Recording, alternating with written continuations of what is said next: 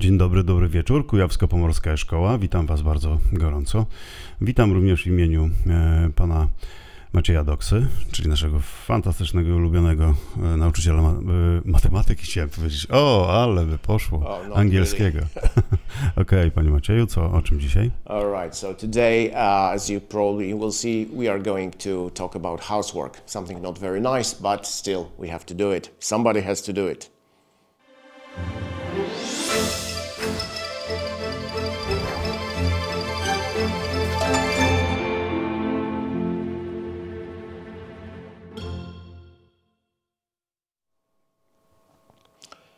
Good afternoon, students. Today, as I said before, we are going to talk about housework. Something that, well, all of us actually have to do, or at least should do. I don't know if everybody does it, but this is something that definitely needs to be done and somebody has to do it. So as you can see, housework meaning prace domowe, so things we have to do that, but we don't really like doing.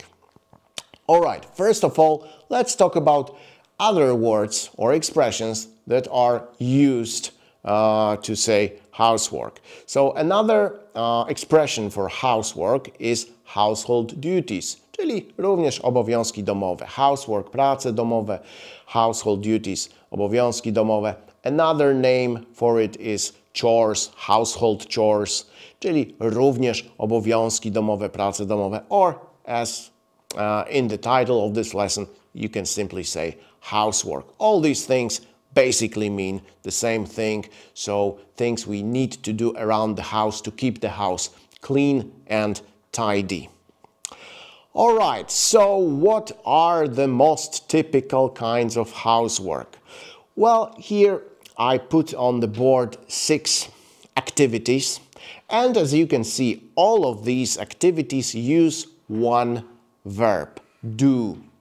And then you have the name of the housework, chore, with an ing ending. So, do the cooking, czyli gotować. Dosłownie robić gotowanie, ale tak oczywiście po polsku nie mówimy, czyli gotować. So, I do the cooking in my family. Do the cleaning, czyli sprzątać. Do the washing, czyli prać. Do the washing up, czyli zmywać naczynia. You have to make sure you don't confuse these two words because they are, or these two expressions actually, because they are quite similar. As you can see, do the washing and do the washing up. Washing up to jest zmywanie naczyń. Do the ironing. Do the ironing, czyli prasować, robić prasowanie. Do the vacuuming, czyli odkurzać. Of course, you don't have to use the verb do. You can, and you can use these expressions. You can say, in my family, I do the ironing, my mom does the cooking, my dad does the washing up, my sister does the vacuuming. But you can also use the separate verbs describing these activities. So, I cook meals, she cleans the house, he washes the clothes, I wash up after dinner or wash the dishes after dinner. I iron my clothes. I vacuum the room or I vacuum the carpets. Czyli tych wyrazów, które tutaj mają końcówkę ing i są nazwami czynności, można oczywiście używać również jako czasowników, wtedy już bez tego ing na końcu. Ale tak jak powiedziałem, bardzo popularne jest właśnie używanie ich z czasownikiem do. All right. What else can we do around the house? Well, when you want to eat a meal together at one table, for example, I don't know, Sunday dinner, first you need to set the table. Set the table, nakryć do stołu.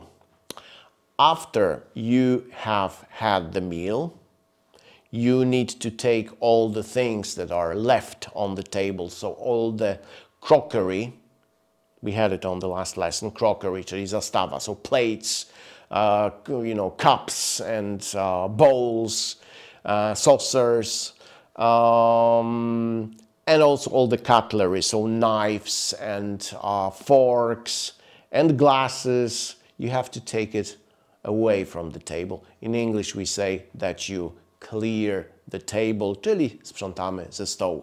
So somebody has to set the table, somebody has to clear the table. In the morning, after we wake up and after we get up, we should make the beds so that the bed looks nice and tidy and all your, bedclothes and, blankets and pillows and pajamas are not just lying in one big mess. So make the beds, ścielić łóżka. There is one household chore that I think in most families men do. It seems to be a kind of tradition. A not very pleasant one, but still I think in most households men do it. It's taking out rubbish or taking out trash, czyli wynoszenie śmieci. I don't know why men do it. Maybe because it's a mission, You have to go out of home, you have to find the rubbish container, you have to get there, and then you have to safely come back. So probably that's the reason why men do it. Of course, I'm joking. The next type of housework is dusting the furniture. At home, after a few days, everything is covered with a very thin layer of dust. And you need to remove it. So in English we say that you dust. Well, usually we dust the furniture. To jest ścierać kurze. Samo słówko dust to jest pył, kurz, ale również jest to czasownik. We dust the furniture. I personally hate dusting the furniture. Why? Well, because usually on the furniture there are a lot of things, small items, ornaments, decorations, bits and pieces. And if you want to, dust the surface of the furniture, you usually have to move all those little things or remove them for some time and then put them back. So this actually takes more time than dusting itself. That's why I personally hate it. Well, you also need to sweep the floors. When there is dust on the floors, when there is dust on the carpets, on the rugs, you need to remove it. When it's on the floor, the simplest way to remove it is to sweep it. So you take this very simple thing, which we call a broom, miotła, and we sweep the floors. Czyli sweep to jest zamiatać, zmiatać, coś, zamiatać podłogi. So sweeping the floors is a simple activity, it's very basic, but that's what you do, especially if there is just some dirt on the floor in some places only, so you sweep the floors. When you want to make the whole floor clean and you want to make it using some cleaning agent, czyli środek czyszczący, and some water, you usually mop the floors. The Polish name is very similar. We also use mop, czyli to jest zmywać podłogi, ścierać podłogi mopem lub czymś w tym rodzaju. So you mop the floors. So sometimes it's just enough to sweep the floors. Sometimes you need to make the floor wet, so you mop the floors. Now, when you do housework, you very often have to use some things, objects, stuff, appliances, urządzenia. For example, a vacuum cleaner, which is also called a hoover. There are two names in English for it. So this is this machine which we make to dust the floor, mechanically. Vacuum cleaner, odkurzacz, hoover, odkurzacz. The second name, hoover, it actually comes from the brand name. There is a company of the same name, which I think they produced the first vacuum cleaner, And from the name of this company, we have this name Hoover. Actually, it's also used in English-speaking countries. Czyli a vacuum cleaner, Hoover, odkurzacz. What is interesting in the name vacuum cleaner is the word vacuum. What is vacuum? Well, vacuum to jest próżnia, czyli dosłownie byłby to taki czyściciel próżniowy. Why próżnia? Why vacuum? Well, because there is an engine inside the vacuum cleaner. And this engine, when it moves, it sucks in the air and produces some kind of vacuum, which actually sucks in the air with all the dirt. So that's how it works. That's why it's called vacuum cleaner. A broom, I have already told you about it. A broom is used for sweeping the floor, and it's very simple tool, very basic tool, for sweeping the floor. Czyli broom to po prostu miotła. A mop, I don't think I need to explain this. A mop is exactly the same word in Polish, czyli mop, do wycierania podłogi. Now, a dustbin or a trash can. Dustbin is a British name, trash can is an American term. This is this little container. It can be made of plastic or some metal or something else, which you have at home, and you put all your rubbish there. And when it's full, you need to, take this rubbish out. Czyli dustbin, trash can, to jest po prostu śmietnik, ale taki mały raczej domowy, który mamy. So, dustbin or a trash can. Now, nowadays, when you have a dustbin or a trash can, you don't just, and okay, it's usually made of plastic. In most homes, we use the plastic ones, plastic dustbins, plastic trash cans. We don't put rubbish into it, just like that. First of all, we usually put some kind of synthetic plastic bag inside it, and then when the dustbin or the trash can is full of rubbish, you don't need to take out the whole dustbin and trash can. Well, you can, but you don't have to do this. You just take out this plastic bag full of rubbish, and then you take it out and put it into the big rubbish container. And this plastic bag, which is very important because we use it every day, we almost every day produce a new bag of rubbish. So this plastic bag is called bin liner or a trash bag, czyli po prostu plastikowy worek na śmieci. The name bin liner is actually interesting because liner to jest wyściółka, poszewka czegoś, czyli to jest tak jakby poszewka śmietnika, czyli po prostu ten worek na śmieci, który się wkłada do środka, do śmietnika. It has also another name, a trash bag. Yes, trash bag, rubbish bag. All right, there are some other things that we use to do housework, to do the household chores. When you do the washing, especially using the washing machine, you can use the washing powder, czyli proszek do prania. Nowadays, we also use washing liquid. So, not only powder, but also liquid. We can also use some washing tablets or washing capsules.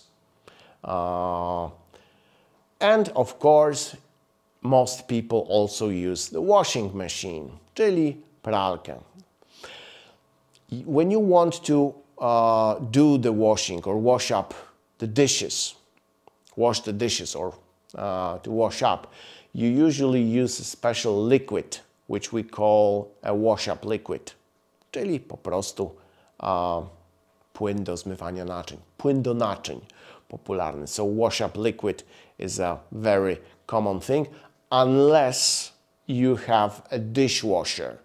A dishwasher, which is a special machine which washes the dishes for us. Then we usually use the dishwasher tablets. Or sometimes liquid can also be used.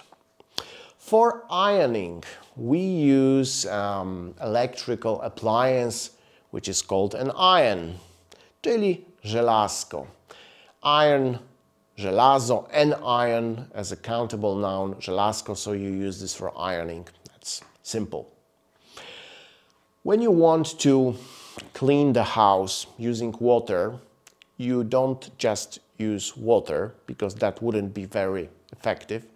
You usually have to use some chemical substance which is used for washing different surfaces like floors, for example.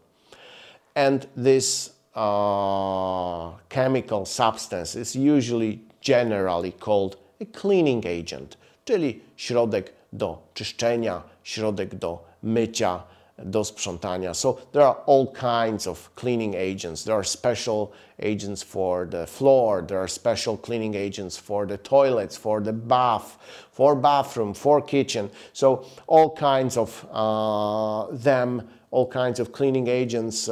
Some are, you know, especially for removing fat. Some are for disinfecting your toilet, you know, and they are supposed to kill all the bacteria.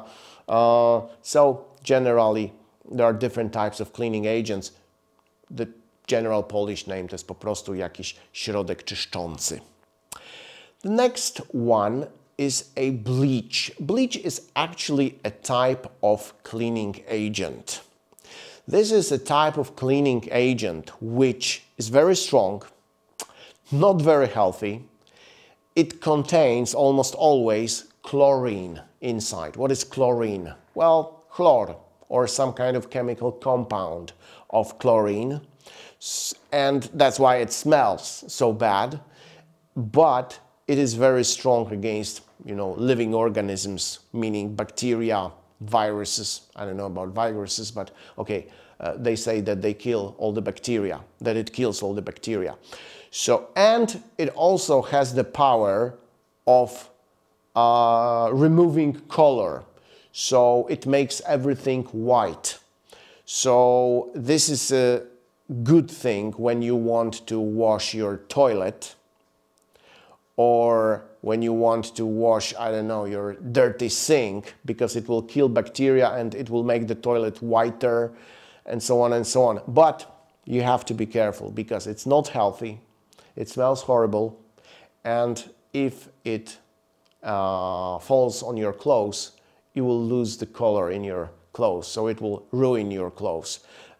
This is actually what happened to me recently, actually to my brand new tracksuit trousers, yes.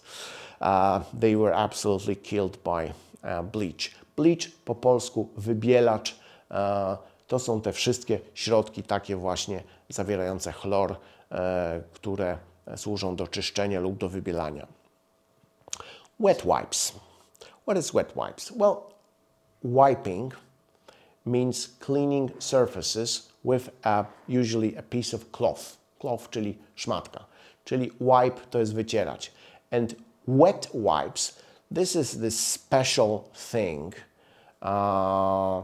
which is a type of, we could say tissue, chusteczka, which is wet because it is soaked with some cleaning and nice smelling agent, and you just take it out from a pack and it's wet and it smells nice, and it is usually used for dusting the furniture or just cleaning some surfaces in the kitchen, in the bathroom. Of course, there are different types of wet wipes. Yes, there are wet wipes which are especially made for the bathroom and have this special smell, and sometimes, you know, can be disinfecting.